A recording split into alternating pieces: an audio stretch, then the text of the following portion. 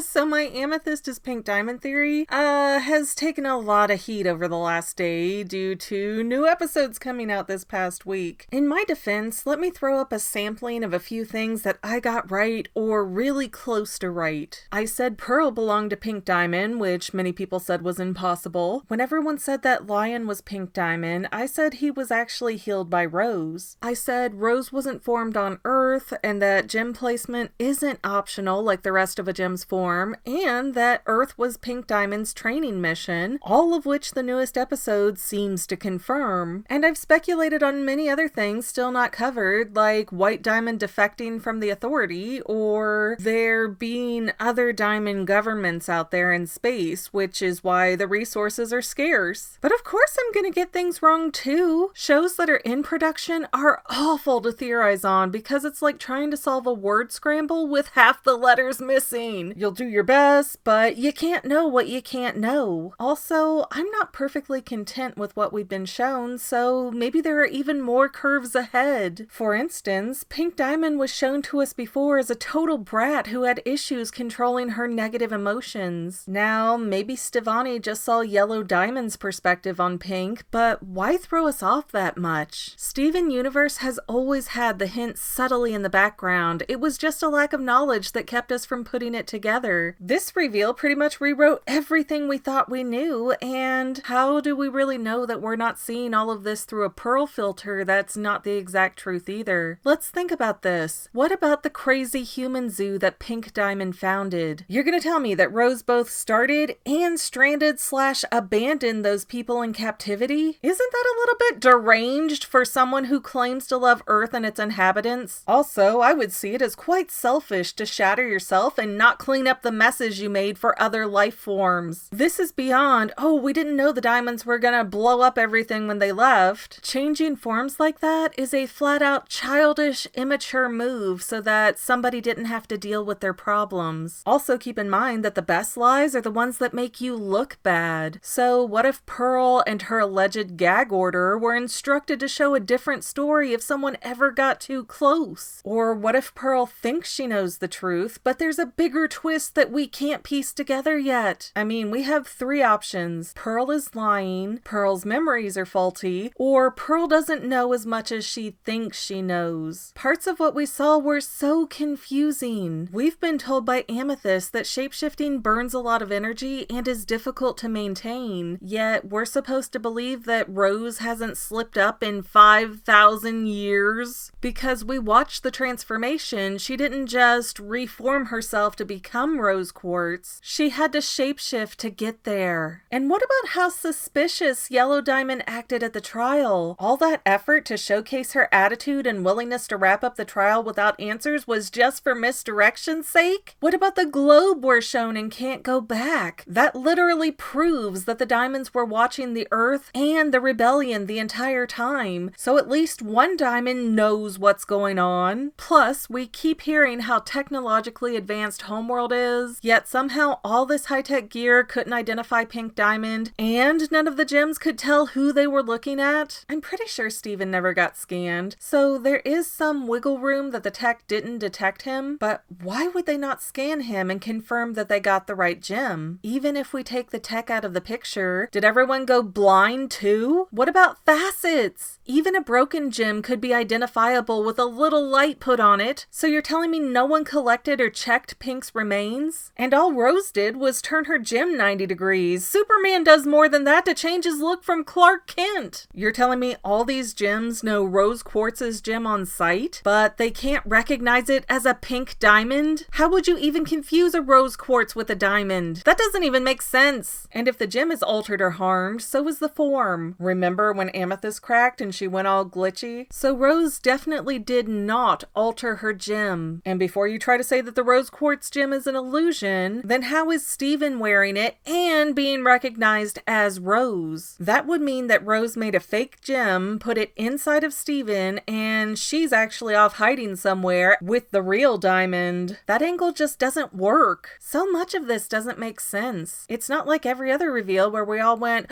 oh. This was like, huh?